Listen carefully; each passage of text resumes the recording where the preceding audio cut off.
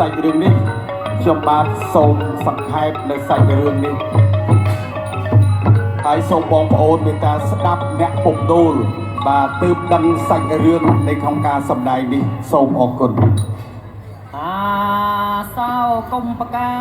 ជាមហាឧបរាជក្រុងលង្កាបរីនៅអាសូរីក៏បានចាត់សូរិវង្សសុគ្រីពពាននរាមកដល់ក្លោងទ្វារក្រុងលង្កានៅស្ដាប់តែហនុមាននិងអង្គតពាននរាវាធ្វើទុកបុកម្នេញទាំងកំភ្លៀងអងអញឲ្យដួលសម្លាប់បាត់ស្មារតីនៅអាសូរីនឹកក្តៅបីដូចយកភ្លើងមកដូររាព្រះកាយានៅបងអង្គយូពុំបាននឹងយកក្តីទៅបង្គំទូលអីសូរៀបនីជាម្ចាស់សេរសាឲ្យបានដូចរាជាហារតីស្មើ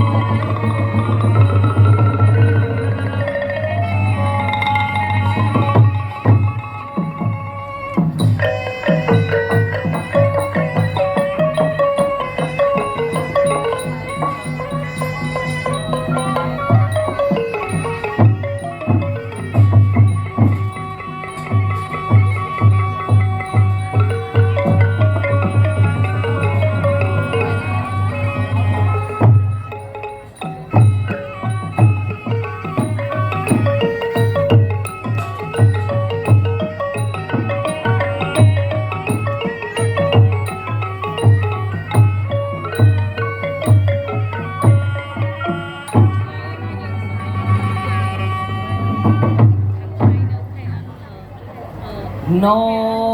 ង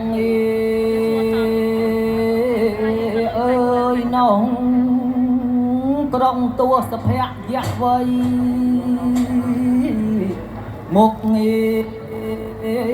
ដកដៃ20កាន់នៃអាវុធដ៏ខ្ទាវខ្លា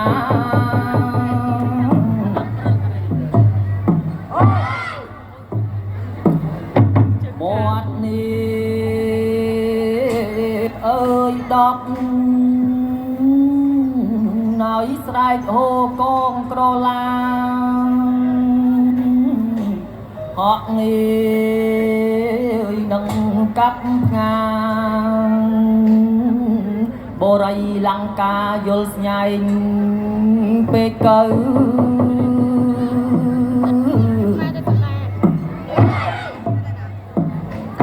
ចែកអើយឲ្យចាំងរារាំងសត្រូវដាក់គេយាមល្បាតសពដោយផ្លូវអត់បីចន្លោះមាគី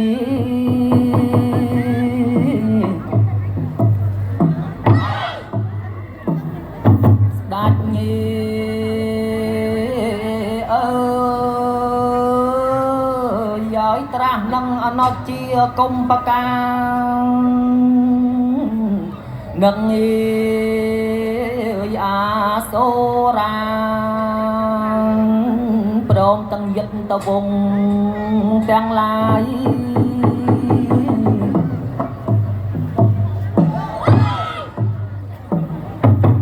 អាសូរីខតីយ៉ាវងពងព្រះមីនៅក៏បាន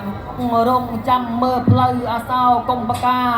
ទៅស្ដាប់កម្លាំងបាសស្វ័យមនុស្សសាយូបន្តិចស្រាប់នៅតែក្រឡេកប្រនេត្រាយងយល់ឃើញអនុជាមកក្រាបយំចំពោះព្រះភក្ត្រា អាសូរាឲ្យមានព្រះតីងឿងឆ្ងល់អស់ចាសុនពុនប្រមាទបែព្រះភក្ត្រាគង់មានវិចាទៅនៃអនុជាគុំបកានមានចេថាណាព្រះកូណាថ្លៃពិសិដ្ឋ